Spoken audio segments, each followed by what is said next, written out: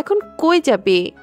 প্রীতির কথায় তনয়া তার দিকে তাকায়, মৃদু দীর্ঘশ্বাস ফেলে বলে, কলেজ গিয়ে আর লাভ নেই, ঢুকতে দেবে না। তাহলে বাড়ি যাবে? কি বলবে? তনয়া কিছু একটা ভেবে তারপর বলে, বলবো শরীর খারাপ লাগছিল। প্রীতিও এতেই সায় জানায়। দুজনেই বের হয় অফিস থেকে। সিঁড়ির কাছে আসতেই তনয়া চোখ বড় বড় হয়ে যায়। কারণটা হলো নিচে পেছন ঘুরে দাঁড়িয়ে আছে তেহরাব, আর তাদের পাশে ইরা আর সাহিল। বিষয়টা মাথায় ধরছে না তার। এই লোক এখানে কি করছে? তুমি মেম্বারের মেয়ে? তুমি না বলেছিলে তোমার বাবা ব্যবসায়ী? সাহিলের প্রশ্নে ইরা কিছু বলার আগেই তেহরাব বলে, কেন বললে বিয়ে করতে না বুঝি? সাহিল হতবম্ব, মাথার উপর দিয়ে যাচ্ছে সব। অবশ্য অবাক হয়েও লাভ নেই, দুই ভাই বোন একই কোয়ালিটির। তেমন কিছু না ইরা, তুমি ভুল ভাবছিলে। আমি কিন্তু ওই মেয়েকে বিয়ে করতে চাইনি। মা বাবা শুধু দেখতে নিয়ে গিয়েছিল, তাও জোর করে। বিয়ের কথা তো এগোয়নি। তোমার সাহিলকে আর কিছু বলার সুযোগ না দিয়ে তেহরাব তাকে জড়িয়ে ধরে। কানের কাছে মুখ নিয়ে ফিসফিস করে বলে, এত কথা বল না মাস্টার। অতঃপর মাথা উঁচু করে মুচকি হেসে বলে, সুখী সংসার করো মাস্টার, আমার বোনকে সামনে রেখো। ইরা বলে, ও আমাকে সামলাবে? ওকে আমার সামলাতে হবে। বিয়ের আগেই বলতে আমি সব ব্যবস্থা করতাম। বিয়ে করে ফোন করে আর লাভ কি? যা এখন বাড়ি যা। সাহিল বেশ অবাক হলো। সব সময় দেখে এসেছে বোনের প্রেমে সবচেয়ে বেশি বাধা হয়ে দাঁড়ায় তার ভাইরা, আর এদিকে তেহরাব কিনা বলছে সে ব্যবস্থা করে দিত। সাহিলের ভাবনায় পানি ঢেলে ইরা তার বাহু জড়িয়ে ধরে, তার দিকে তাকিয়ে বলে, চলুন আমার স্বামী মামি ডার্লিংকে তো গিয়ে মানাতে হবে। সাহিল দীর্ঘশ্বাস ফেল। বাসায় আজ তৃতীয় বিশ্বযুদ্ধ লাগবে। আচ্ছা যা, তবে মা বাবাকে আমি সামনে নেব। বিকেলে বাড়ি ফিরে আসিস। ইরা নিজের ভাইকে জড়িয়ে ধরে, অতঃপর চলে যায় নিজের শ্বশুর বাড়ির উদ্দেশ্যে। এতটা সময় উপর থেকে সবটা ভালো করেই শুনছিল তনয়া আর প্রীতি। সবকিছু তাদের মাথার উপর দিয়ে যাচ্ছিল। তনয়া মনে মনে বিড়বিড় করে, ভাই বোন দুটোই পাগল। কিরে, আর কতক্ষণ দাঁড়িয়ে থাকবে? চল যাই। তনয়া চোখ বন্ধ করে বড় করে শ্বাস নেয়, অতঃপর নেমে আসে। কিন্তু সে চাইছে না তেহরাবের সামনে পড়তে। গতরাতের পর থেকে এই লোকটার সামনে যেতে তার অস্বস্তি লাগছে। আর তেহরাব, সে তো সেখানেই পেছন ফিরে দাঁড়িয়ে আছে, ফোনে কথা বলছে কারোর সাথে। এই সুযোগে লুকিয়ে লুকিয়ে যেতে নাই তনয়া। তবে কথায় আছে না, যেখানে বাঘের ভয় সেখানেই সন্ধে হয়। ঠিক তেমনটাই হলো তনয়ার সাথে। ধরাম করে উষ্টা খেয়ে পড়ে গেল। তনয়া মুখ থুবড়ে পড়ে গেল মাটিতে। তা দেখে প্রীতি উচ্চ শব্দে হেসে উঠল। তনয়া রক্তচক্ষু নিয়ে ওর দিকে তাকাতেই প্রীতি মুখ চেপে ধরে হাসতে লাগলো। এদিকে কিছু পড়ার শব্দ পেয়ে তেহরাব পেছনে তাকায়, আর পেছনে তাকাতেই মাটিতে বসে থাকা তনয়কে দেখে মুখ হা হয়ে যায় তার। তনয়া চোখে তেহরাবের চোখ পড়তেই তনয়া চোখ সরিয়ে নেয়। কি জ্বালা যন্ত্রণা! তুই এখানে কি করছিস? তেহরাবের উচ্চ শব্দে ধমকে চোখ মুখ খিচে বন্ধ করে নিল তনয়া। এতক্ষণে প্রীতির হাসিও গায়েব। তেহরাব যে তনয়াকে ভালোবাসে সেটা সেও জানে, আর কতটা পজিটিভ তাও জানা। আসলে ভাইয়া আপনার বোনই আমাদের এখানে নিয়ে এসেছিল সাক্ষী বানানোর জন্য। তেহরাব ভ্রু কুঁচকাল। তাহলে ইরা এদের কথাই বলেছিল। তেহরাব হাত বাড়িয়ে দেয় তনয়ার দিকে, গম্ভীর গলায় বলে, হাত ধরে উঠে দাঁড়া, দেখে শুনে হাঁটতে পারিস না?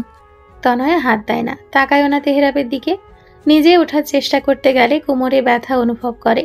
কোমরে হাত দিয়ে আর্তনাদ করতেই তেহরাব নিচ থেকে ওর কাছে এসে ওকে তুলে দাঁড় করায়। সবাই তনয়ার দিকে তাকিয়ে মিটমিট করে হাসছে।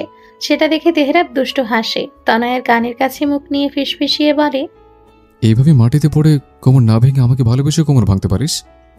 এতে অন্তত লোকজন হাসবে না। তনয়ার কিছু সময় লাগলো ওর কথাটা বুঝতে। কথার মানে বুঝতে পেরেই তড়াক করে দূরে সরে গেল তেহরাবের কাছ থেকে।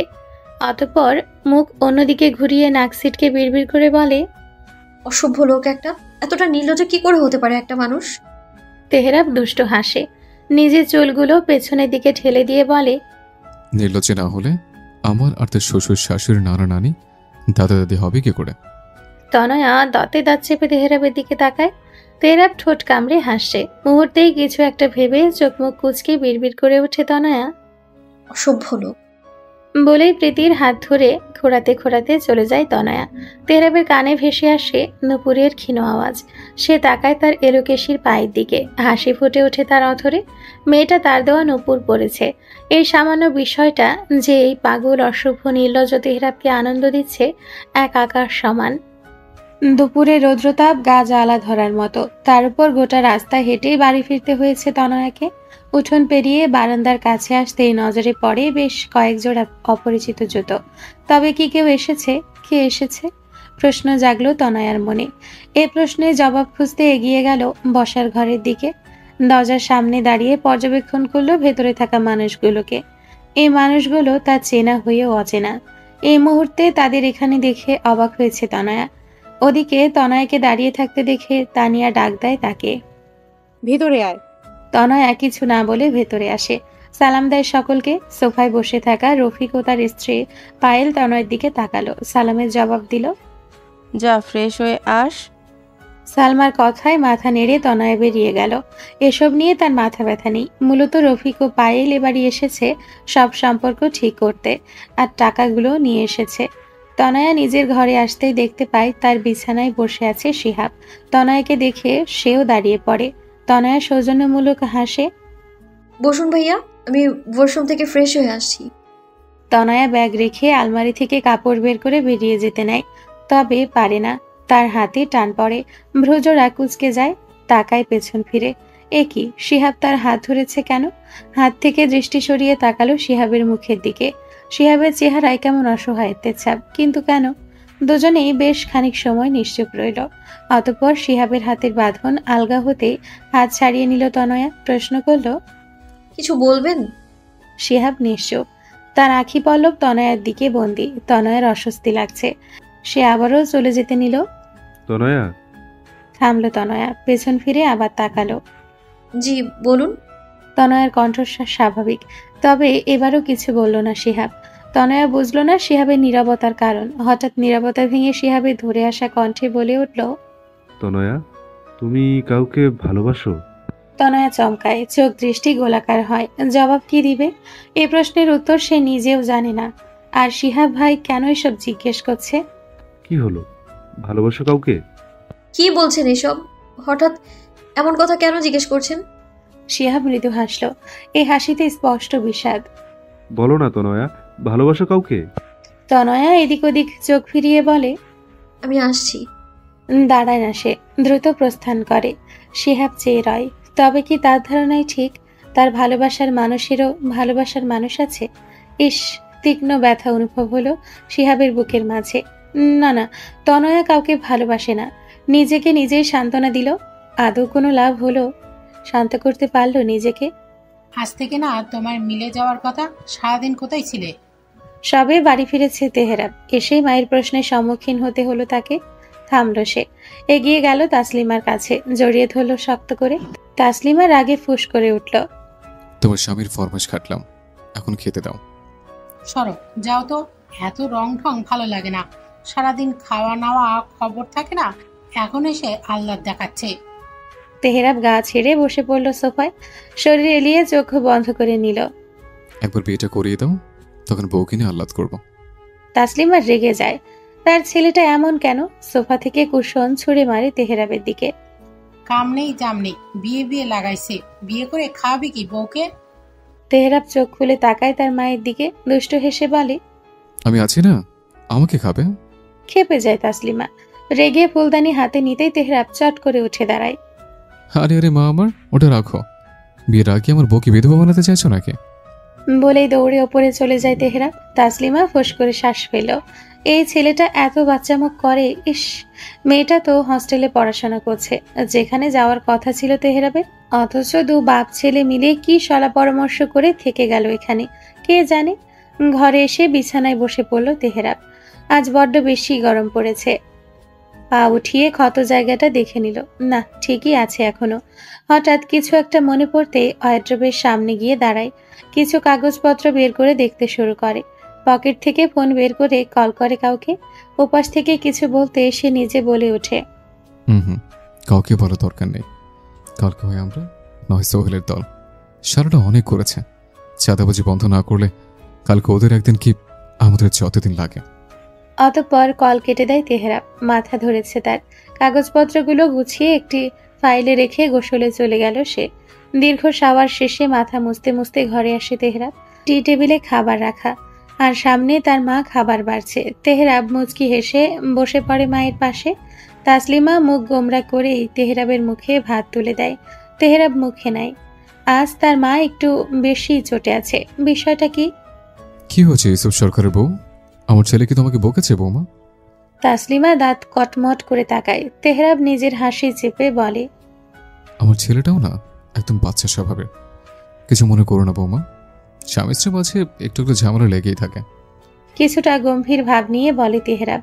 তাসলিমা তেহরাবের বাহুতে চাপড় মারে। তেহরাব পিছিয়ে যায়। ইস, এভাবে কেউ মারে? বড় হয়েছে না আমি, কদিন পর বউ আনবো, বাচ্চা কাচ্চা হবে। এখনো যদি তোমার হাতে মার খেতে হয় তাহলে কিভাবে চলবে? তাসলিমা বিরক্ত। এই ছেলে কি একটু সিরিয়াস হতে পারে না? কথায় কথায় বউ বউ, অথচ বিয়ের খবর নেই। সারাদিন কিসের বউ বউ করিস? প্রেম করিস নাকি? হুম, তাহলে বিয়ে। তাসলিমা চমকায়। কি না জানিয়ে বিয়ে করে নিয়েছিস? এটা কি করে করতে পারলি তুই তেহরাব? তেহরাব নিজেও হতভম্ব। তার মা তার কথাটা সিরিয়াসলি নিয়েছে। ভাবতেই হু হু করে হেসে ওঠে তেহরাব। আরে মজা করছিলাম। তেহরাব সরকার লুকিয়ে চড়ে কিছু করে না। আর বিয়ে তো আমার জীবনের সবচেয়ে বড় অ্যাচিভমেন্ট। এটা লুকিয়ে করবো ভাবলে কি করে? তাসলিমা খপ করে শ্বাস ছাড়ে। এ ছেলেকে দিয়ে ভরসা নেই। এবার কাজের দিকে মনোযোগ দে, আমি মেয়ে দেখছি। তেহরাব হাসে। বিকেলে মিলিয়ে যাব। রসিদগুলো বের করেছে। আর রইল বিয়ে, মেয়ে দেখা। সেটা তোমাকে কষ্ট করে করতে হবে না। তোমার ছেলে তোমার জন্য বৌমা ঠিক করে রেখেছে। তাসলিমা ভ্রু কুচকায়। কি সত্যি করে বলতো, ঘটনাটা কি? কাউকে পছন্দ? তেহরাব হাঁ করে। তাসলিমা খাবার মুখে পুরে দেয়। কিছু সময় পর বলে, হুম, পছন্দ করি না, ভালোবাসি, একটু বেশি ভালোবাসি। মেয়েটা কি? তেহরাব পানি খেয়ে উঠে দাঁড়ায়। চেয়ার থেকে টি শার্ট নিয়ে পড়তে পড়তে বলে, পরে বলবো। বিকেলে এরা বাড়ি আসবে, এখন আসছে। বলেই রশিদের কাগজগুলো নিয়ে ছুটে চলে গেল তেহরাব। তাসলিমাকে ফেলে রেখে গেল ভাবনায়। দীর্ঘ নিঃশ্বাস ফেলে নিজের হাত ধুয়ে প্লেট নিয়ে নিজেও নিচে চলে আসলো। প্লেট ধুতে ধুতে ডুব দিল এক ভাবনায়। আজকাল ছেলেটাকে নিয়ে তার ভীষণ চিন্তা হয়। সারাদিন দেখা পায় না। বাড়ি আসার কোনো নির্দিষ্ট সময় নেই। বাপ ছেলে মিলে কি সব আলাপ আলোচনা করে বেড়ায়। এই ঝামেলা, মারামারি, রাজনীতি জিনিসটা এখন তার কাছে আর ভালোই লাগে না। আর যাই হোক, ছেলেটাকে রাজনীতিতে ঢুকতে দিবে না সে। এই মেয়ে আমি আমার ঘরে তুলবো না, কোনো দিনও না। শাশুড়ির এহেন কথায় প্রকোচকাইরা ভাবলেশ ভাবে বলে, আপনার বাড়িতে উঠতে যাব কোন দুঃখে? আমি আমার স্বামীর বাড়ি উঠব। বলেই গটগট করে ভেতরে চলে আসে ইরা। পেছন পেছন শুকনো ঢোক গিলে সাহিলও প্রবেশ করে। এদিকে সাহিলের মা রেগে বোম। সে পাচ্ছে না তো বাড়িতে আগুন লাগিয়ে দিতে। ইরা ড্রয়িং রুমে এসে তার শ্বশুরের পা ধরে সালাম করে। মিষ্টি হেসে বলে, এই ড্যাড, ভালো আছেন? চিনতে পেরেছেন আমাকে? আমি কিন্তু চিনতে পেরেছি। ইরা হাসি হাসি মুখ করে কথাটা বলে। মালিক ভালোভাবে ইরাকে পর্যবেক্ষণ করে। চেনা চেনা লাগছে বটে। হ্যাঁ, সে চিনতে পেরেছে। হাসি ফুটে উঠল তার অধরে। তুমি মেম্বার সাহেবের মেয়ে না? ইরা মাথা নাড়ায়। ওদিকে সাহিলের মা রুমা তেড়ে আসে ইরার দিকে। বড় বড় চোখ করে তাকায় ইরার দিকে। মুহূর্তে অজানা কারণে মুখশ্রী উজ্জ্বল হয়। তুমি মেম্বারের মেয়ে? ইরা মনে মনে বাঁকা হাসে। তার মমি ডার্লিং যে একটু লোভী মানুষ সেটা সে জানে, তবে বাইরে কঠিনতা বজায় রেখে বলে, হ্যাঁ। উজ্জ্বলতা বৃদ্ধি পায়।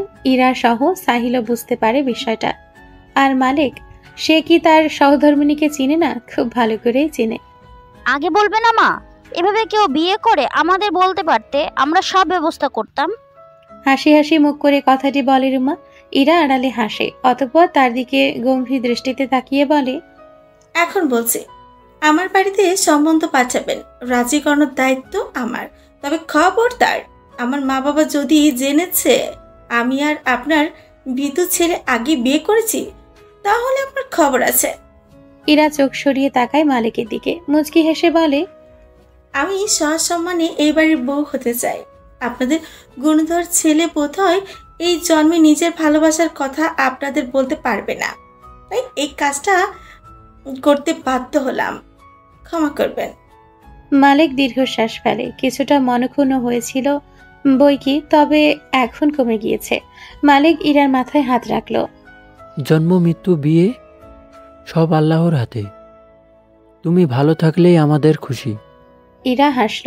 আর সাহিল, সে তো এক কোণে দাঁড়িয়ে সবটা দেখছে।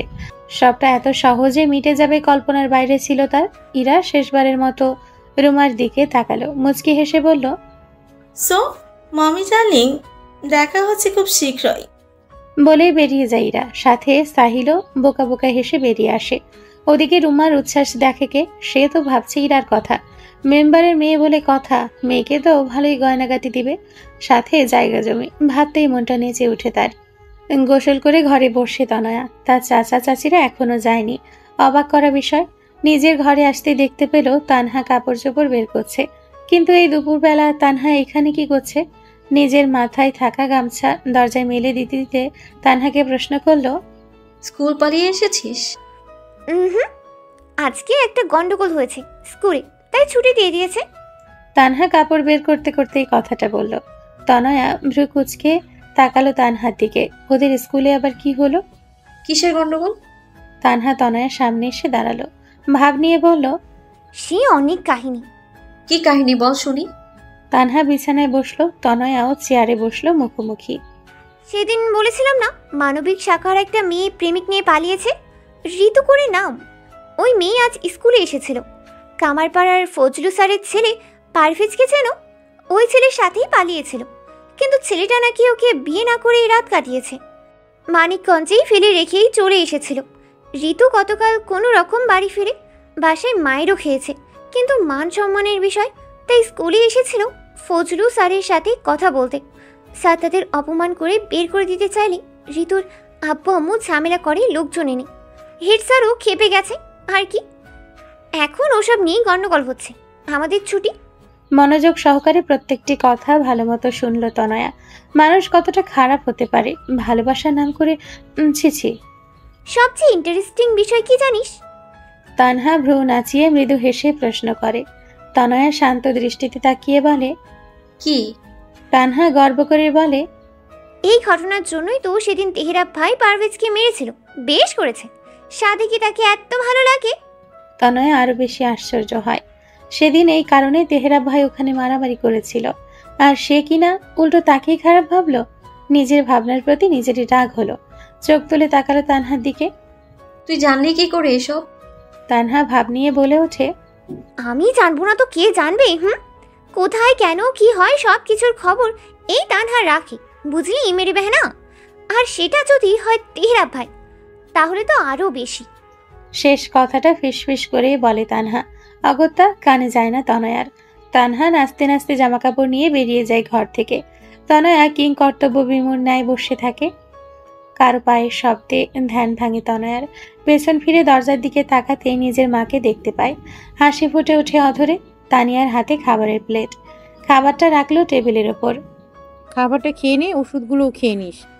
তানিয়া দ্রুত যেতে নিলে তনয়া জিজ্ঞেস করে, চাচারা এসেছে কেন? তানিয়া থামে। তার মুখটা কেমন গম্ভীর গম্ভীর গলায় জবাব দিল, সেসব তো জানতে হবে না, খেয়ে ওষুধ খেয়ে নিস। আর দাঁড়ায় না সে, চলে যায় গটগট করে। তনয়া দ্রুত খাবার শেষ করে ড্রয়ার থেকে ওষুধ বের করে। প্রতিদিন নিয়ম করে এত এত ওষুধ খেতে হয় তাকে। এগুলো খেয়েই তো পেট ভরে যায়। অনিচ্ছা সত্ত্বেও ওষুধগুলো কোনো রকম গিলে নিল। বসে রইল চেয়ারে। ব্যাগ থেকে নিজের প্রিয় ডায়েরিটা বের করলো তনয়া। এটা তানহা তার জন্মদিনে গিফট করেছিল। ডায়েরিটা খুলে ভেতরে থাকা শুকনো গোলাপটা হাতে নিল। এই গোলাপটার বয়স কত হবে? তাও 2.5 বছর। অজান্তেই হাসে তনয়া।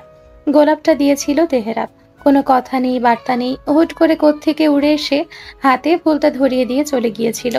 দিনটা ছিল তাদের 10ম শ্রেণীর বিদায় অনুষ্ঠান।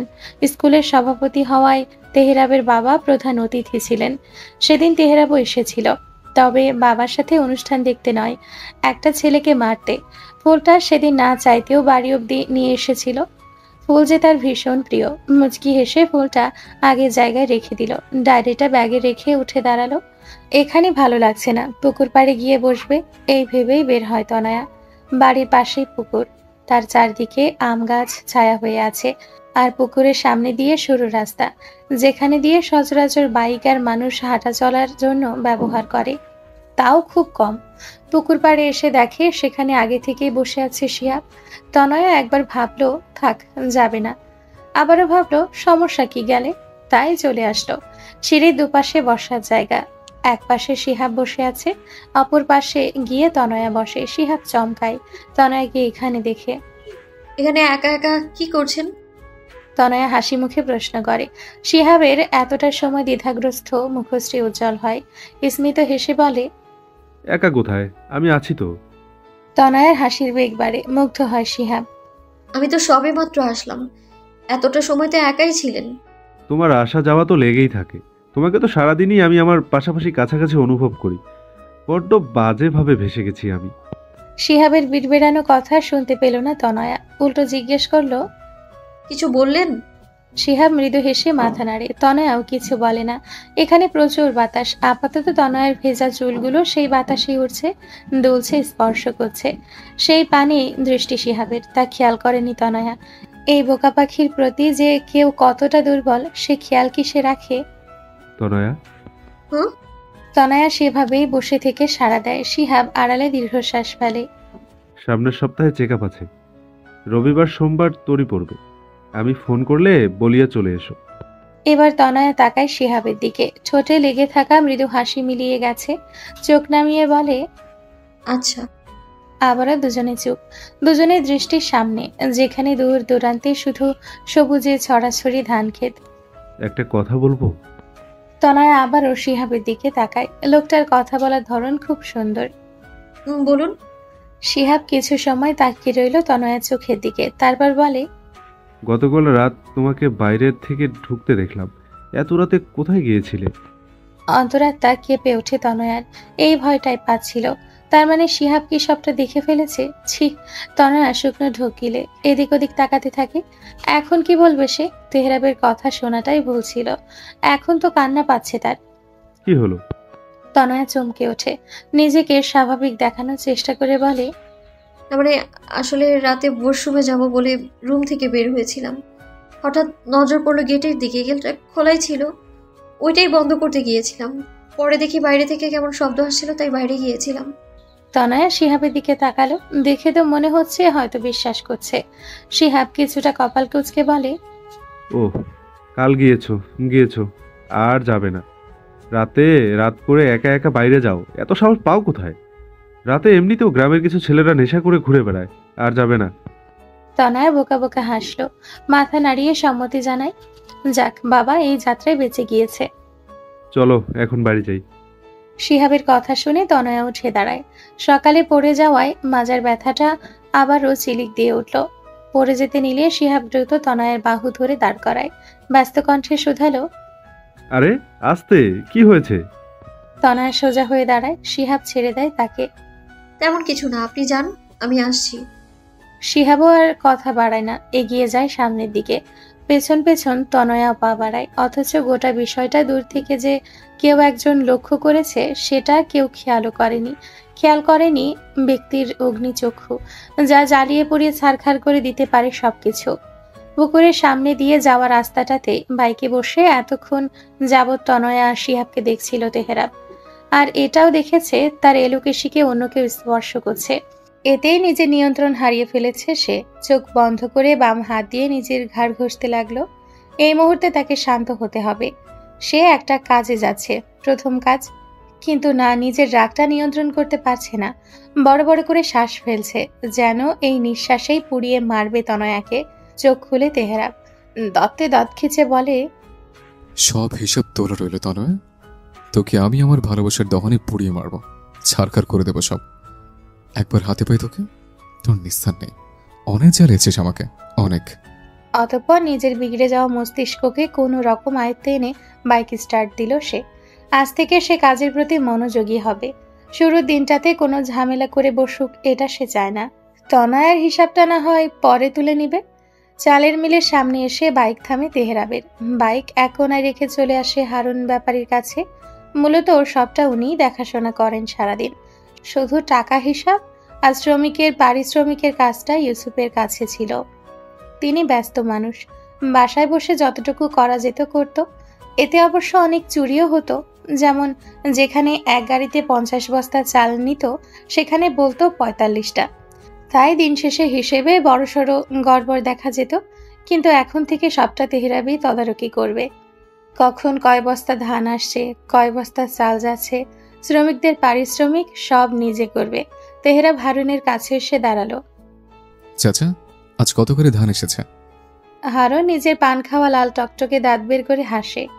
আরে বাজান, আপনি নিহি বড় সাহেব কইছিল তই আপনি আইবেন।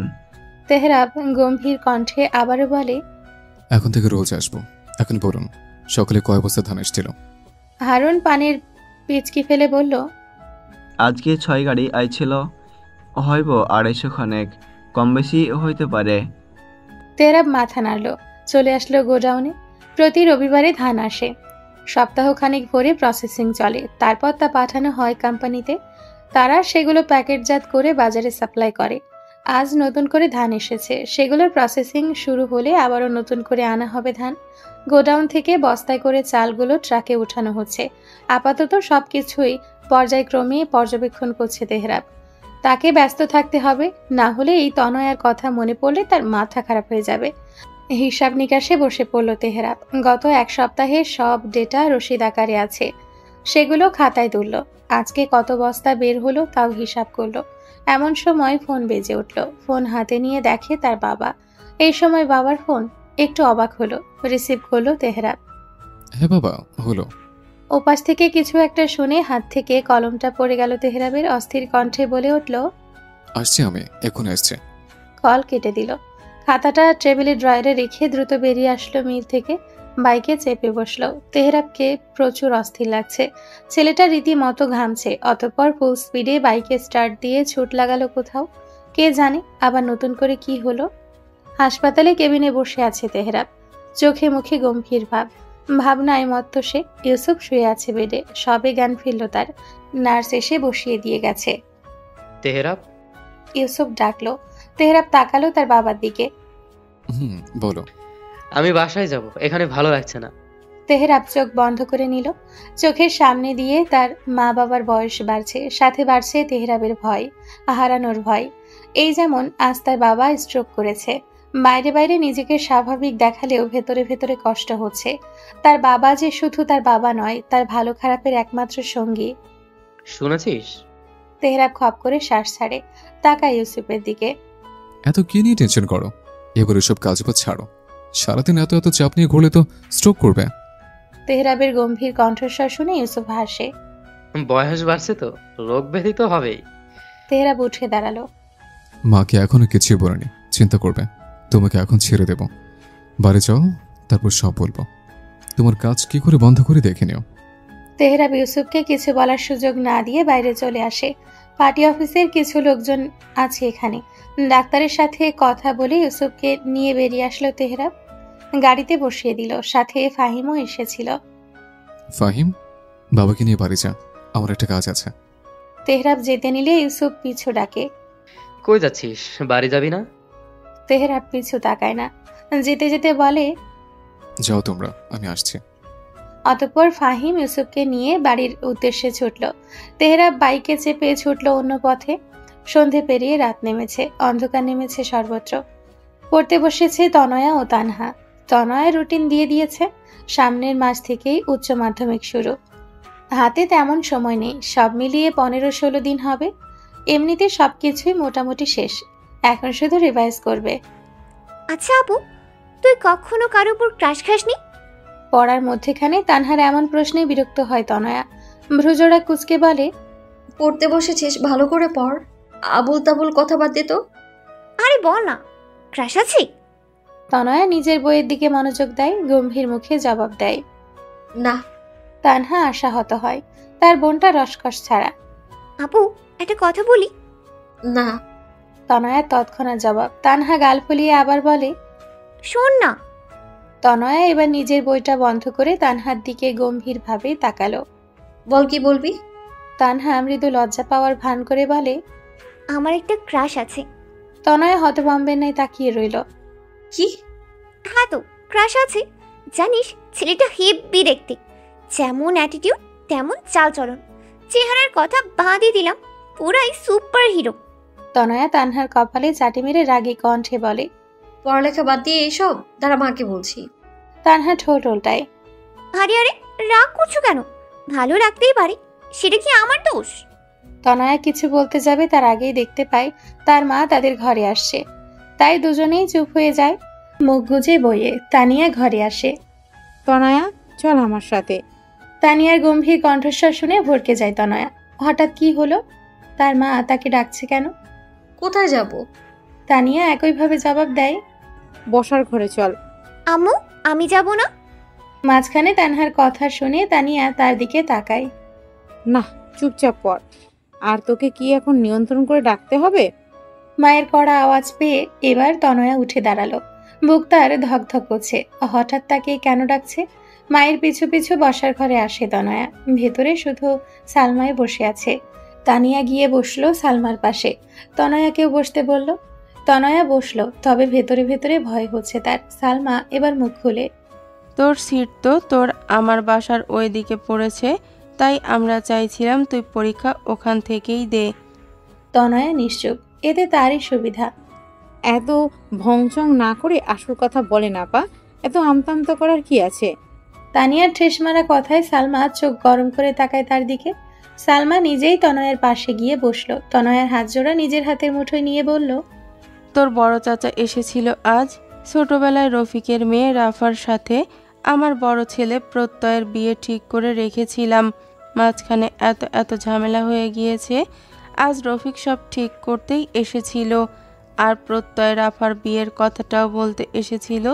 আমি চাইছি প্রত্যয়ের সাথে সাথে শিহাবের সাথে তোর বিয়েটাও দিয়ে দিতে। তোর যদি কোনো আপত্তি না থাকে তাহলে আমি চাই পরীক্ষার আগেই 4 জনের বিয়েটা হয়ে যাক। কথাটা কর্ণপাত হতেই পাথরের ন্যায় জমে যায় তনয়া। তার বিয়ে? না না, এটা কি করে হতে পারে? তনয়া ফট করে উঠে দাঁড়ায়। না না, আমি বিয়ে করব না। তনয়ার চটপট জবাবে রাগ হলো তানিয়ার। সেও সোফা থেকে উঠে দাঁড়ালো। বিয়ে করবি না মানে? মুখে মুখে কথা বলতে শিখে গেছিস? তানিয়াকে রাখতে দেখে সালমা তাকে আটকায়। তানিয়া কি হচ্ছেটা কি? তনয়া বড় হয়েছে, ওর একটা ইচ্ছা অনিচ্ছা আছে। তুই চুপ করে বস, আমি কথা বলছি। তানিয়া বসে না, উল্টো তীক্ষ্ণ দৃষ্টিতে তাকিয়ে থাকে তনয়ার দিকে। তনয়া তো এখন কান্না পাচ্ছে। সালমা তনয়ার মাথায় হাত বুলিয়ে দেয়। আচ্ছা শান্ত হ। শিহাবের সাথে তোর বিয়েটা আগে থেকেই ঠিক করা, যেমন রাফার সাথে প্রত্যয়ের। তুই তো জানতিস সবটা, এখন তাহলে না করছিস কেন? তনয়ার কথা আটকে গেছে। এখন শুধু তার গাল বেয়ে গড়িয়ে পড়ছে অশ্রুবিন্দু। মস্তিষ্ক জট পাকিয়ে যাচ্ছে। হ্যাঁ, সে জানতো, আর জানতো বলেই সবসময় নিজেকে সবকিছু থেকে দূরে রেখেছে। অবশেষে কি লাভ হলো? বিন্দু পরিমাণ অনুভূতি তো শিহাবের জন্য কাজ করে না তার।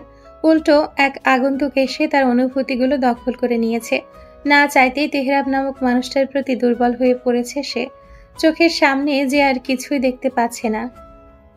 আপা তুমি যাও তো, আমারে কথা বলতে দাও। ইদানিং ওর মতিগতি আমার কাছে ভালো লাগছে না। তানিয়া আসতে নিলে সালমা ধমকে ওঠে। তানিয়া তোকে বসতে বলছি আমি কথা বলছি তো, একটা কথাও বলবি না? সালমাকে বেশ সম্মান করে তানিয়া, ভালোবাসে। তার কথা অমান্য করে কি করে? তনয়া মাথা নিচু করে দাঁড়িয়ে আছে, চোখ দিয়ে টপটপ করে পানি পড়ছে। তনয়ার মুখটা উঁচু করে ধরে সালমা, চোখে চোখ রাখে। তনয়ার চোখের দিকে তাকিয়ে বলে, কাঁদছিস কেন পাগলি? আচ্ছা বস তুই। সালমা তনয়াকে বসায়, হাসি মুখে প্রশ্ন করে, তোর কি কোনো পছন্দ আছে? নির্দ্বিধায় বলতে পারিস, তাকা আমার দিকে। তনয়া তাকায় না, তার গলা দিয়ে একটি শব্দ বের হচ্ছে না। ওদিকে তানিয়া অগ্নি দৃষ্টিতে তাকিয়ে আছে তারই দিকে। সালমা এবার কিছুটা সিরিয়াস ভাব নিয়ে বলে, তনয়া আমার দিকে তাকা, তোর যা বলার তুই বল। কাউকে ভয় পাওয়ার দরকার নেই। তোর কাউকে পছন্দ, কাউকে ভালোবাসিস, তাহলে আমি নিজে তার সাথে তোর বিয়ে দেব, বল আমায়। তনয়া এবার শব্দ করে কেঁদে দেয়। সালমা জড়িয়ে ধরে তৎক্ষণাৎ, সে অবাক হচ্ছে। তনয়া বলবি তো কি হয়েছে? তনয়া ফুপিয়ে ফুপিয়ে বলে, আমি বিয়ে করব না এখন, আমি পড়াশোনা করব। সালমা হেসে ওঠে পাগলি মেয়ের কথা শুনে, পিঠে হাত বুলিয়ে দিতে দিতে বলে, এটা কেমন কথা? তুই কি ভেবেছিস বিয়ে করলে কি পড়াশোনা করতে পারবি না? তুই না চাইলেও তোকে দিয়ে আমি পড়াশোনা করাবো, চাকরি করাবো, বুঝলি পাগলি মেয়ে? এখন যেভাবে তোর জীবন চলছে সেভাবেই চলবে। তনয়া চোখ বন্ধ করে নেয়, তার মাথা ঘুরছে, চোখের সামনে শুধু তেহরাবের হাস্যজ্জ্বল মুখশ্রী ভেসে উঠছে লোকটার পাগলামি করা দৃশ্যগুলো। এই যেন বলছে, জান, তোকে বসে যে আমরা বাড়ি আনবো, সবাইকে দেখাবো আমার এলোকেশি শুধু আমার। কই না তো, এই এলোকেশি তেহরাবের না, এটা হতে পারে না কখনোই। ধপ করে চোখ খুলে তনয়া, বড় বড় করে শ্বাস নেয় কয়েকবার। সালমা তনয়াকে নিজের থেকে ছাড়িয়ে নেয়, চোখের পানি মুছে দিয়ে বলে, সময় নে মা, তুই তো বুঝদার, আজ না হয় কাল বিয়েটা তো হবেই, এখন হলে দোষ কোথায়? তনয়া এখন আর কাঁদছে না, মূর্তির ন্যায় বসে আছে, ভাবছে কিছু একটা। সালমা উঠে দাঁড়ালো, তার ফোনটা বাজছে, বড় ছেলে প্রত্যয় ফোন করেছে। তানিয়া, আমি একটু আসছি, প্রত্যয় কল করেছে। বেরিয়ে যায় সালমা বেরিয়ে যেতেই তানিয়া উঠে দাঁড়ায়, তনয়ার সামনে এসে তার বাহু চেপে ধরে দাঁড় করায়। তনয়ার ধ্যান ভাঙে, তানিয়া দরজার দিকে তাকিয়ে মৃদু দত্তে দত চেপে বলে, প্রেমিক জুটিয়েছিস? শিহাবের সাথে তোর বিয়ের কথা জানা সত্ত্বেও কে ওই ছেলে, বল কে? তনয়া চমকে ওঠে, এসব কি বলছে তার মা? গলা শুকিয়ে আসছে তার। তবে কি? তানিয়া ঠাস করে থাপ্পড় বসিয়ে দেয় তনয়ার গালে। তনয়া তাল সামলাতে না পেরে সোফাতে বসে পড়ে। তানিয়া তনয়ার গালে খোঁচা মেরে বলে, পায়ে নুপুর, ডায়েরিতে ফুল, এসব কে দিয়েছে? লজ্জা করে না তোর তনয়া? একটুও লজ্জা করে না? তোর নাগর জানে তোর বিষয়ে? তনয়া কেঁদে ওঠে। তানিয়া আবারও মারতে নিলে তনয়া বসে পড়ে নিচে। আপু বিশ্বাস করো, আমি কিচ্ছু করিনি, আমি কোনো খারাপ সম্পর্কে জড়াইনি। তানিয়া আবারও তনয়াকে দাঁড় করায়। বিশ্বাস? আর তোকে? ভাগ্যিস বিকালে তোর ব্যাগ থেকে খাতা নিতে গিয়েছিলাম, না হলে এত কিছু দেখতাম। বল ছেলেটাকে। তনয়া কাঁদছে, সে কি জবাব দিবে? তাদের মাঝে তো কোনো সম্পর্ক নেই, এটা তার মাকে কি করে বোঝাবে? তানিয়া ধাক্কা দিয়ে ফেলে দিল তনয়াকে। রাগে চোখমুখ রক্তিম বর্ণ ধারণ করেছে তার। সে যাই হোক না কেন, বিয়ে তো শিহাবকেই করতে হবে তোর। কথাটা মাথায় ঢুকিয়ে নে। ওসব ছেলেরা না দুদিন প্রেম করে যখন সব পাওয়া হয়ে যাবে তখন আবর্জনার মতো ফেলে দেবে। শিহাব কোন দিক দিয়ে কম? ভদ্র, ভালো চরিত্র, দেখতেও কম না। সব থেকে বড় কথা, তোর মতো মেয়েকে জেনে শুনে শিহাব ভালোবাসে। তোর ওই নাকুরকে সত্যি বলিস, তারপর দেখ সে তোকে বিয়ে করতে চাইবে নাকি। তানিয়া নিজেও বসে পড়ে সোফায়, তার চোখ দিয়েও পানি পড়ছে। অপয়া মেয়ে একটা। আমার কোন পাপের ফল হিসেবে যে আল্লাহ তোকে দিয়েছিল সেটা আল্লাহ ভালো জানেন। জন্মের পর থেকে সব নষ্ট করে যাচ্ছিস। অপয়া একটা। এই অপয়া মেয়েকে শিহাবের মতো ভালো ছেলে কি দেখে ভালোবাসলো আল্লাহ জানে। ভাগ্যিস সালমা আপা আর তার ছেলে দুটো মাটির মানুষ, না হলে এত বড় খুঁত থাকার পরেও কেউ এমন মেয়েকে ঘরে তুলতে চাইতো? তাও তো নাগরের কথা আমি ছাড়া কেউ জানে না। অসভ্য মেয়ে একটা। তনয়া ফুপিয়ে ফুপিয়ে কাঁদছে, কথাগুলো সে সহ্য করতে পারছে না। নিজের মায়ের মুখে এমন কথা কেই বা সহ্য করতে পারে? সে তো সত্যি কোনো ভুল করেনি। তনয়া তানিয়ার হাত ধরল, ফুপিয়ে ফুপিয়ে বলল, আম্মু বিশ্বাস করো, আমি কারোর সাথে প্রেমের সম্পর্কে নেই। ফুলগুলো একজন দিয়েছিল, আমি শুধু এনেছিলাম, এর বেশি কিছুই না। তানিয়া চট করে হাত ছাড়িয়ে নেয়। আর নুপুর, ব্যাগে থাকা চিরকুট? তনয়া দ্রুত তাকায় নিজের নুপুরের দিকে। শখ করে নুপুরগুলো পড়েছিল, এটাই তার জন্য কাল হয়ে দাঁড়ালো। এখন কি বলবে সে?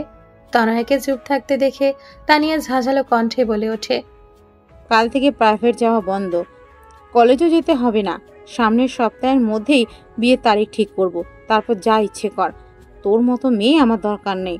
জন্মের পর থেকে আমাকে জ্বালিয়ে মারছিস। তানিয়া উঠে চলে যায় টেবিলের কাছে, গ্লাসে পানি ভরে ঢকঢক করে পানি পান করলো। নিজেকে শান্ত করার বৃথা চেষ্টা করছে সে। তনয়াকে এখনো আগের জায়গায় বসে থাকতে দেখে তানিয়ার রাগটা দ্বিগুণ হলো।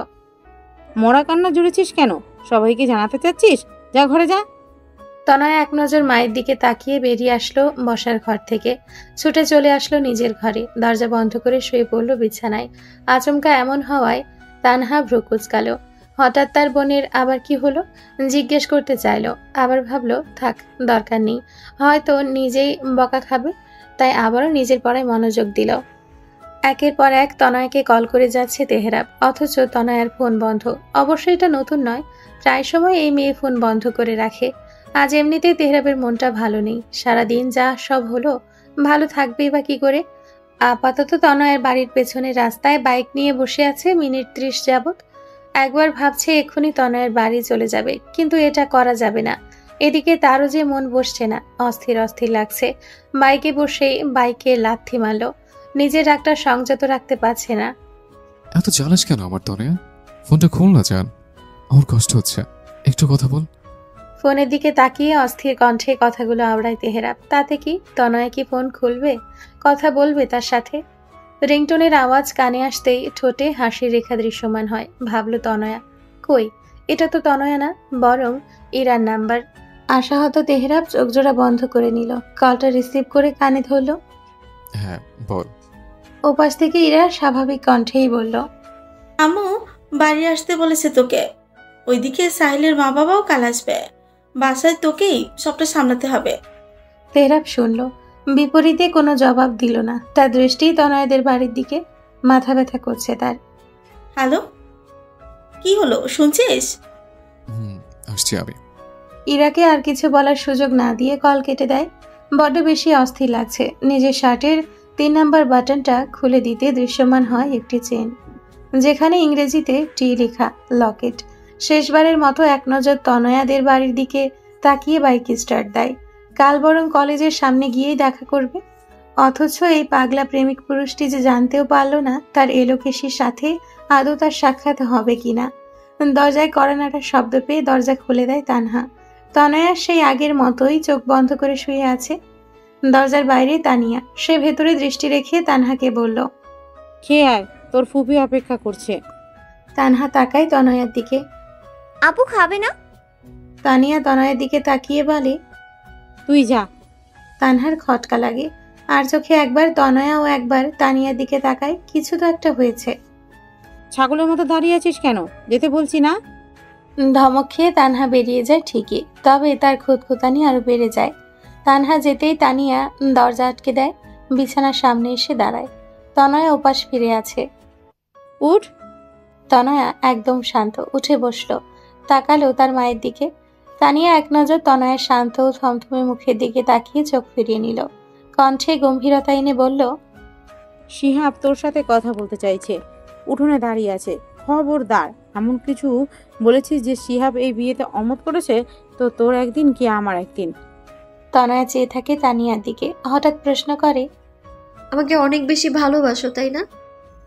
তনয়ের প্রশ্নে তানিয়া অবাক হয়ে তার দিকে তাকায়। তনয়ের ঠোঁটে কিঞ্চিত হাসি। আমি জানি আম্মু, তুমি আমায় অনেক বেশি ভালোবাসো, তাই তো আমার ভবিষ্যৎ নিয়ে এত ভাবছো। কিন্তু একবারও কি শিহাব ভাইয়ের কথা ভাবছো না? আল্লাহ না করুক যদি ডক্টরের কথা সত্যি হয়, তখন কি হবে? তনয়ের শীতল দৃষ্টির সাথে শান্ত কণ্ঠস্বরে বলা কথাগুলো কর্ণপাত হতেই কিছুটা অপ্রস্তুত হয়ে পড়ে তানিয়া। অসহায় দৃষ্টিতে তাকালো তনয়ের দিকে। কি আশ্চর্য, অসহায় তো তনয়া নিজে। এসব বলিস না মা, সব ঠিক হয়ে যাবে। আমি আপাকে কথা দিয়ে ফেলেছি, তারা সব জেনে মেনে তোকে গ্রহণ করেছে।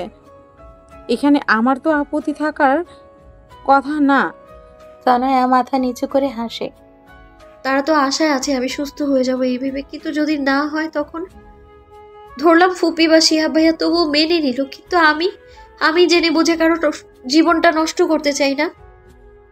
আমার জন্য শিহাব ভাইয়ের ভবিষ্যৎ নষ্ট হোক, এটা তুমি মেনে নিতে পারবে আম্মু? তানিয়া চোখের কানিশ বেয়ে অশ্রু গড়িয়ে পড়ছে। আসলেই তো, সে তার মেয়ের কথা ভাবতে গিয়ে স্বার্থপর হয়ে যাচ্ছে না তো? তানিয়া দ্রুত জড়িয়ে ধরল তনয়াকে, কেঁদে উঠল শব্দ করে। এসব বলিস না তনয়া, এসব বলিস না, সব ঠিক হয়ে যাবে সব। তুই শুধু আমাদের মান সম্মান ডুবাস না। তনয়া মূর্তির ন্যায় বসে আছে। এই মুহূর্তে নিজেকে অনুভূতি শূন্য একটি প্রাণ মনে হচ্ছে। তানিয়া ছাড়ল। তনয়া দুগালে হাত রাখলো। খুব লেগেছে তাই না? কি করতাম বল, মাথা ঠিক ছিল না। তুই এমন একটা কাজ করতে পারিস, আমি বিশ্বাস করতে পারছিলাম না। যা হয়েছে হয়েছে, তুই আমাদের মান সম্মান ডুবাস না। তনয়ার চোখের পাতাও নড়ছে না। মাকে পাশ কাটিয়ে বিছানা থেকে নামলো, ওড়না ভালো মতো মাথায় চাপিয়ে বেরিয়ে গেল ঘর থেকে। সেদিকে তাকিয়ে চোখের পানি ফেললো তানিয়া। উঠোনের এক কোনায় উল্টো পাশ ফিরে দাঁড়িয়ে আছে শিহাব। তনয়া ধীর পায়ে এগিয়ে গিয়ে তার পাশাপাশি দাঁড়ালো। নিজের পাশে আরেকটি সত্তা অনুভব করতেই পাশ ফিরে তাকালো শিহাব। তনয়াকে দেখে অধরে এক শান্তির হাসি ফুটে উঠল। খাওয়া দাওয়া করেছো? শিহাবের কথায় ছোট্ট করে জবাব দেয় তনয়া। শিহাব বুকে হাত গুজে কি বলবে বুঝে উঠতে পারছে না। বড্ড অস্বস্তি বোধ হচ্ছে এই মুহূর্তে। তা বোধহয় লক্ষ্য করলো তনয়া, তাই নিজেই বলল, আমি এই বিয়েতে রাজি, কারো জোড়াজড়িতে নয়, বরং নিজ ইচ্ছায়। তবে বিষয়টা আপনার ভেবে দেখা উচিত, কারণ এটা আপনার জীবন। তনয়া রাজি। কথাটা শোনা মাত্র মনটা খুশিতে লাফিয়ে উঠল। এক অদ্ভুত প্রশান্তি অনুভব হচ্ছে। প্রাণ ভরে শ্বাস নিয়ে নিজে ওর সামনের দিকে তাকালো। তোমাকে ভালোবাসি আমি, আজ থেকে নয়, সে 5 বছর আগে থেকে, যেদিন থেকে তোমার সাথে আমার বিয়ে ঠিক হয়ে আছে এটা জানতে পেরেছি। আমার অন্তরস্থলে এক বিশেষ জায়গা জুড়ে তোমার বিচরণ, তনয়া নামক মানুষটার বিচরণ। কত ভালোবাসি জানা নেই, শুধু জানি ভালোবাসি। সবটা জেনেও আপনার তো একটা ভবিষ্যৎ আছে। তনয়া থমথমে গলার প্রশ্ন শুনে শিহাব মৃদু হাসে, গালে মৃদু টোল পড়ে। এটাই তার সৌন্দর্যের বিশেষত্ব। ভবিষ্যৎ? আমার ভবিষ্যৎ তুমি হলেই চলবে। আমি কিছুই চাই না। আমি হবে তো আমার, থাকবে সারা জীবন। তনয়া জবাব দেয় না। সে তাকিয়ে আছে শূন্যে, যে শূন্যে ভেসে বেড়াচ্ছে একটি অবয়ব, তেহরাব ভাই।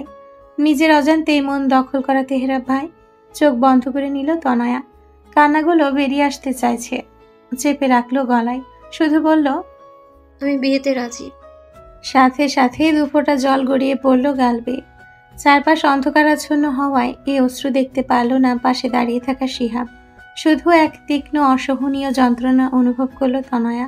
মনে মনে নিজে নিজেকে ধমকালো। সে কেন কাঁদছে, কেন কষ্ট পাচ্ছে? মনে মনে বিড়বিড়ালো, হঠাৎ করে আসা মানুষগুলো হঠাৎ করে চলে যায়, এ নিয়ে আফসোস করতে নেই তনয়া। তুই বরং দ্বিতীয়বার প্রেমে পড়, শিহাবের প্রেমে।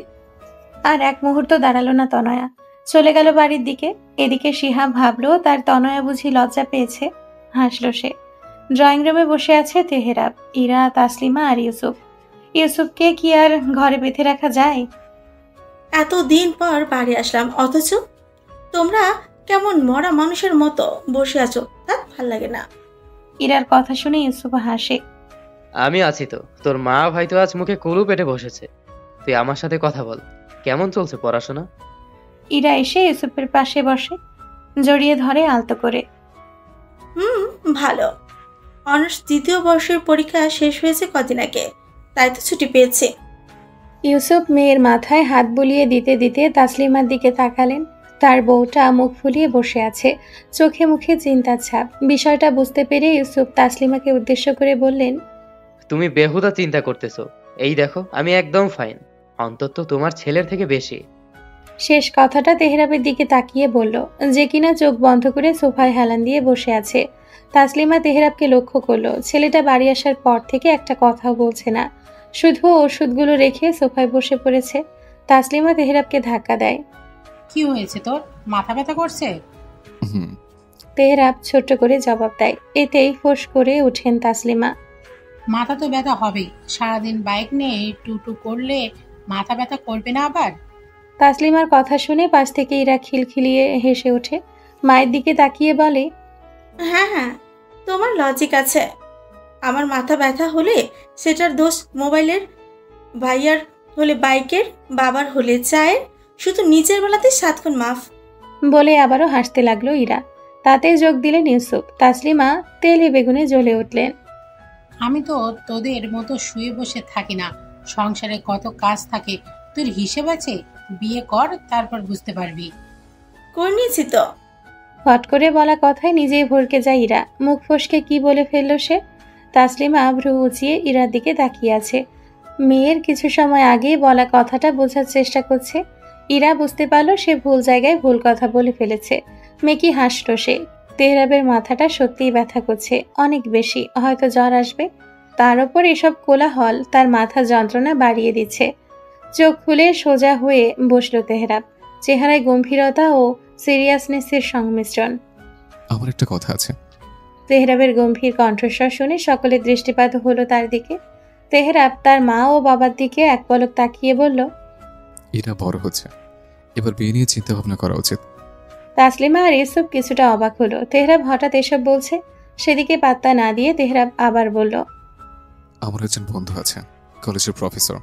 এরা কি পছন্দ হয়েছে তাদের, তারা চাইছে কালকে দেখতে আসতে। আর যেহেতু এরা বাসায়, তাই আর না করেনি, কালকে বিকেলে আসবে তারা। ভাইয়া কি বলছে এসব? আমি এখনই বিয়ে করব না। ইরার কথা শুনে তেহরাব তার দিকে তাকায়। মেয়েটা এত নাটক করতে পারে, বিয়ে করে বসে আছে আর এখন বলছে বিয়ে করব না। তেহরাব তাসলিমার দিকে তাকালো, ফোন থেকে একটি ছবি বের করে দেখালো তাকে। সাহিল আহমেদ ছেলেটা ভালো, আমার মতো উচ্ছৃঙ্খল অভদ্র নয়, দেখো ভালো লাগে কিনা। তাসলিমা দেখলো ছেলে তো দেখতে সুন্দর, কিন্তু তার মেয়ের অমতে কিছুতে সে করবে না। তাসলিমা ফোন নিয়ে ইউসুফকে দেখালো। দেখো। ইউসুফ মনোযোগ দিয়ে দেখলো, দেখতে শুনতে ভালোই। তেহরাব যখন আসতে বলেছে তবে আসুক, তারপর ইরার যা মনে হয় বলবে। ইউসুফের কথায় তাসলিমাও সায় জানায়। ইউসুফ গাল ফুলিয়ে বসে থাকা ইরার মাথায় হাত দিয়ে বলে, গাল ফুলিয়ে বসে আছিস কেন? তোকে তো কালকেই বিয়ে দিয়ে দিচ্ছি না, দেখতে আসুক, তারপর তোর পছন্দ হলে কথা এগোবো। মনে মনে হাসছে ইরা, মন তো খুশিতে নাচছে, তবে বাইরে প্রকাশ করলো বিপরীত, যেন সে এখন বিয়ে করতে নারাজ। আচ্ছা এখন এসব রাখো তোমরা, রাত হয়েছে, চলো খেয়ে নাও সবাই। তাসলিমা তেহরাবের ফোন তার হাতে দিয়ে উঠে দাঁড়ালো। ইরা ও ইউসুফ ডাইনিং টেবিলের দিকে পা বাড়ায়। তেহরাব আসে না, উল্টো ওপরে যেতে নিলে তাসলিমা আটকায়। ওপরে যাচ্ছিস কেন? খেয়ে যা, মাথা না ব্যথা করছে? খেয়ে ওষুধ খা। তেহরাব দাঁড়ায় না, যেতে যেতে বলে, ইচ্ছে করছে না। মাকে কিছু বলার সুযোগ না দিয়ে চলে আসি নিজের রুমে। বাইকের চাবিটা ওয়ার্ড্রোবের ওপর রেখে গা ছেড়ে বসে বিছানার ওপর। গোটা ঘর ঘুটঘুটে অন্ধকার, গা এলিয়ে দিল বিছানায়। আচানক বুকে চিনচিন ব্যথা অনুভব হলো। বুকের বাম পাশে হাত রাখলো, চোখ জোড়া খুলে রাখতে পারছে না তেহরাব। মাথাটা অসম্ভব যন্ত্রণা করছে। চোখ বন্ধ করে বিড়বিড়ালো, জান, যন্ত্রণা হচ্ছে, দেখ মাথায়, বুকে, মনে সবখানে যন্ত্রণা হচ্ছে। একটাবার কল ধরলে কি হতো? করোনা করে না হয় 2 মিনিট কথা বলতে। এই তেহরাবকে কি করোনা করা যায় না? কেন তো ঘৃণা করিস? চোখ বন্ধ রেখে বিছানা হাতড়ে ফোনটা হাতে নেয়। চোখ খুলে আবারও ডায়াল করে তনয়ের নাম্বারে। রিং হচ্ছে। চট করে উঠে বসলো তেহরাব। অধরে ফুটে উঠল হাসি। কল রিসিভও হলো। ওপাশ থেকে কেউ হ্যালো বলতেই বুঝতে পারলো এটা তার তনয়া না। চুপ রইল তেহরাব। নাম্বারটা তো ঠিকই আছে। অতঃপর বুঝতে পারলো এটা তনয়ের মায়ের কণ্ঠস্বর। বিরক্ত লাগলো তেহরাবের। কলটা কেটে বিছানায় ছুঁড়ে মারল। আবারও ধপ করে শুয়ে পড়ল। চোখ বন্ধ করতেই দুপুরে দৃশ্যটা ভেসে উঠছে। তনয়া রে, তুই শান্তি দিয়ে আমায় একটু, এত পড়াস না। নতুন সকালের সূচনা, চারিদিকে আলো ঝলকানি, পাখিদের কলরব। রাত জাগা পাখির মতোই কেটেছে তনয়ারে রাত। জানালার পাশে বসে আছে সে। সবাই সকালে নাস্তা করে যার যার কাজে ব্যস্ত, তবে ঘর থেকে বেরো হয়নি তনয়া। কিছু একটা শব্দ হতেই চোখ মেলে তাকায় সে। তানহা খাবার নিয়ে রুমে এসছে। এই নে, আম্মু পাঠাই দিল, জলদি খা, আমি স্কুলে গেলাম। খাবারটা টেবিলে রেখে ব্যাগটা নিয়ে দৌড় লাগালো তনয়া। কিছু ভালো লাগছে না তার। বিছানা থেকে নেমে টেবিলের কাছে আসলো। রুটি আর আলু ভাজি। খাওয়ার ইচ্ছে না থাকা সত্ত্বেও খেতে হবে তাকে। দ্রুত খাবার শেষ করে ওষুধ খেয়ে নিল। আবারও বসে পড়ল বিছানায়। এমন সময় দ্রুত পায়ে প্রবেশ করলো এক ব্যক্তি। তনয়া তাকালো দরজার দিকে। রাফা এসেছে। রাফা দৌড়ে এসে তনয়াকে জড়িয়ে ধরল। খুশিতে গদগদ হয়ে বলল, হাই রে তনু, শেষমেশ তুই আমার যা হবি, কি মজা বল। তনয়া রাফাকে নিজের থেকে ছাড়িয়ে নেয়। সৌজন্যমূলক হাসে, তবে মুখে কিছু বলে না। বয়সে 3 বছরের বড় হবে রাফা তার থেকে। ছোটবেলায় দুজনের ভালোই ভাবছিল, তবে বাবাদের ঝামেলার রেশ ধরে তাদেরও কথা বলা বন্ধ হয়ে গিয়েছিল। কেমন আছো? রাফা বিছানায় উঠে বসলো। খুব ভালো, তুই? তনয়া শুধু হাসলো। রাফা তনয়ার হাত ধরে বলে, আমি সত্যি অনেক খুশি তনু, আমরা দুজন একসাথে থাকবো। তনয়ার এসব কথা ভালো লাগছে না। কথা কাটাতে বলল, তুমি হঠাৎ এখানে? রাফা ভিংচি কেটে বলে, কেন রে, আসতে পারে না? আরে না না, সেটা বলেছি নাকি? আসলে তনয়াকে পুরোটা বলতে দেয় না রাফা, নিজেই বলে ওঠে। আরে বুঝেছি, আসলে আব্বু আর ভাই এসেছে, আজকে তো ফুপিরা চলে যাবে, তাই বিয়ের ডেট ফিক্সড করবে। আমার তো মনে হচ্ছে সামনের শনিবারই ডেট ফেলবে, দেখিস। তনয়ের গলা ধরে আসছে, সে কেন কষ্ট পাচ্ছে, বুকে ব্যথা করছে তার, অজানা ব্যথা। অন্য মনস্ক তনয়াকে ঝাঁকায় রাফা। কি রে, কি ভাবিস? তনয়া মাথা নাড়ে, যার মানে কিছু না, নিজেকে স্বাভাবিক রাখার চেষ্টা করে বলে, তুমি দেখছি বিয়ে নিয়ে খুব এক্সাইটেড। রাফা খিলখিলিয়ে হেসে ওঠে। হব না আবার? প্রেমিকের সাথে বিয়ের হলে কে না খুশি হবে বল? তনয়া ভ্রু কুঁচকাল। প্রেমিক মানে? তনয়ার চেহারা দেখে রাফা আবারও হাসলো, বলতে লাগলো, প্রত্যয়ের সাথে তো আমার প্রেম চলছে আর 4 বছর। আমি তো জানতামই না, তখন আমাদের বিয়ে ঠিক হয়ে গিয়েছে, আর প্রত্যয়ও জানতো না। মাঝখানে আমার বাপের জন্য কত ঝামেলা হলো, জানবই বা কি করে, কিন্তু ভালোবাসা তো আর বলে কেউ আসে না। শেষ কথাটা কানে বিঁধে তনয়ার, নিজেও আওড়ালো, ভালোবাসা তো আর বলে কয়ে আসে না। তনয়াকে বিড়বিড়াতে দেখে রাফা কপাল কুঁচকাল। এই মেয়ে একটু পরপর কোথায় হারিয়ে যায় কে জানে। রাফা তনয়ার হাত টান দিয়ে বলে, কি ভাবছিস, তুই এক্সাইটেড না? তনয়া ধ্যান ভাঙে, তবে রাফার কথা তার কানে যায়নি। প্রত্যুত্তরে বলে, কিছু বললে? রাফা তনয়ার মাথায় গাঁটটা মেরে বলে, তোর মাথা বলেছে যে তুই এক্সাইটেড না। শিয়াব ভাইও তো সুন্দর, 2 ভাই একদম একরকম। তনয়া বিছানা থেকে উঠে দাঁড়ালো, ভালো লাগছে না এসব কথাবার্তা তার। মস্তিষ্ক জুড়ে হাজারটা ভাবনা, বুকের ভিতর তীব্র বর্ষণ তো সে ছাড়া আর কেউ অনুভব করতে পারছে না। নিজের কাঁধে কারো স্পর্শ অনুভব করতেই পেছন ফিরে তাকায়। রাফা গম্ভীর কণ্ঠে জিজ্ঞেস করে, কি হয়েছে তনু, তুই কি এই বিয়েতে রাজি না? তনয়া চোখ ফিরিয়ে নেয়, সে তো রাজি, তবে তার মন তো বেইমানি করছে। এটা কি করে বোঝাবে? কি হলো? তনয়া টেবিলে থাকা বইগুলো গোছাতে গোছাতে বলে, তেমন কিছু না, আমি রাজি। আসলে হুট করে সব হয়ে যাচ্ছে তো, তাই আর কি। রাফা নিজেও গাল ফুলিয়ে বলে, ঠিক বলেছিস, হুট করে কি বিয়ে হয়? কত শখ ছিল আমার বিয়েতে অনেক বড় করে অনুষ্ঠান করব, নাচ গান হইচই। তা না শুনলাম বিয়ে নাকি ঘরোয়াভাবে হবে। তনয়া চমকায়, ভ্রুকুচকে বলে, ঘরোয়াভাবে বলতে? রাফা আগের ন্যায় বলে, হ্যাঁ রে, খালি পরিবারের কয়েকজন লোক মিলে বিয়ে পড়াবে, অনুষ্ঠান নাকি 2 বছর পর বড় করে করবে, ভালো লাগে না। তনয়া আবারও চলে যায় ভাবনার জগতে। কিছু একটা ভেবে চোখ বন্ধ করে নিল। বিয়েটা ঘরোয়াভাবে হলেই ভালো হবে, না হলে যে তেহরাব জেনে যাবে। তেহরাব যদি জানতে পারে তার তনয়ার বিয়ে হচ্ছে, কি হবে তখন? ছেলেটা কি করে ঠিক থাকবে? হঠাৎ তনয়ার মনে পড়ে গেল তেহরাবের বলা সেই কথাটা। আমি বাঁচতে চাই তনয়া, তোর সাথে বাঁচতে চাই। হৃদস্পন্দন বেড়ে যাচ্ছে তনয়ার, বুকের ব্যথাটাও তীব্র থেকে তীব্রতর হচ্ছে। হঠাৎ মনে হলো তার বিয়ে হয়ে গেলে তো তেহরাব বাঁচবে না, ছেলেটা সত্যিই বাঁচবে না। তনয়া ধপ করে বসে পড়ল চেয়ারে, 2 হাতে চেপে ধরল নিজের কান। বারবার ভেসে আসছে তেহরাবের বলা কথাগুলো। তোর শরীরে আমি ব্যতীত কারো নামের বেনারস উঠবে না, যদি ওঠে তবে সেদিন আমার শরীরে উঠবে কাফনের কাপড়। তনয়া চিৎকার করে উঠল, না। তনয়ার আচানক কেমন আচরণে হকচকিয়ে উঠল রাফা। দ্রুত তনয়ের পাশে গিয়ে দাঁড়ালো। তনয়ের গালে হাত রেখে নিজের দিকে ঘোরায়। তনয়া কাঁদছে, ফুপিয়ে ফুপিয়ে কাঁদছে মেয়েটা, চোখ বেয়ে অনর্গল পানি পড়ছে। রাফা আশ্চর্য হয়ে তাকিয়ে আছে সেই পানি। সে যা ভাবছে তাহলে কি তাই? রাফা তনয়ের চোখ মুছে তাকে জড়িয়ে ধরে। শান্ত হবন, কি হয়েছে সোনা, বল আমায়, কাঁদছিস কেন, কি হয়েছে বল? এতটা সময় ফুপিয়ে ফুপিয়ে কান্নার বেগ রাফার নরম কণ্ঠে আরো বেড়ে গেল, সাথে কান্নার শব্দ। হাউমাউ করে কেঁদে উঠল তনয়া। তনয়াকে এভাবে কাঁদতে দেখে রাফা কিছু একটা আন্দাজ করল। দ্রুত তনয়াকে ছেড়ে দরজা আটকে দিল। ফিরে আসলো তনয়ার কাছে, হাঁটু গেড়ে তনয়ার সামনে বসল। তনয়া দুগালে হাত রেখে আশ্বাসের স্বরে বলল, তনু কাঁদে না বোন আমার, শান্ত হ, কান্না থামা। কি হচ্ছে বল আমাকে, আপু আছে তো, বল কি হয়েছে? না, তনয়া কিচ্ছুটি বলে না, উল্টো মুখে হাত দিয়ে কাঁদতে শুরু করে। রাফা তনয়ার হাত সরিয়ে নরম শান্ত কণ্ঠে প্রশ্ন করে, কাউকে ভালোবাসিস? এই বিয়ে করতে চাস না তুই? তনয়াকে এবারও কিছু বলতে না দেখে কিঞ্চিত রাগ হলো রাফার। উঠে দাঁড়ালো। ঠিক আছে, বলতে হবে না, কাঁদ তুই, এইভাবেই কাঁদতে হবে।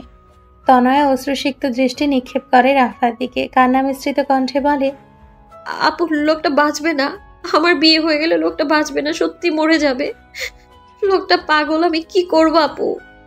রাফারও কান্না পাচ্ছে তনয়কে এভাবে কাঁদতে দেখে। রাফা আবারও তনয়কে জড়িয়ে ধরল, পিঠে হাত বুলিয়ে দিতে দিতে বলল, শান্ত হ, সবটা বল আমায়, কে সে? ভালোবাসিস তাকে? তনয়া শান্ত হয় না, উল্টো সেভাবেই বলে, আমি বারবার তাকে প্রত্যাখ্যান করে গেছি, সব সময় ইগনোর করে গেছি, তবুও মানুষটা আমার জন্য পাগলামো করেছে, ইভেন এখনও করছে। আমি না চাইতেও তার প্রতি দুর্বল হয়ে পড়েছি, কিন্তু আমি তাকে চাই না আপু, আমি চাই না তাকে। আমার কথা বুঝতে চায় না আমার মন। আমার বিয়ে হয়ে গেলে ছেলেটা মরে যাবে সত্যি।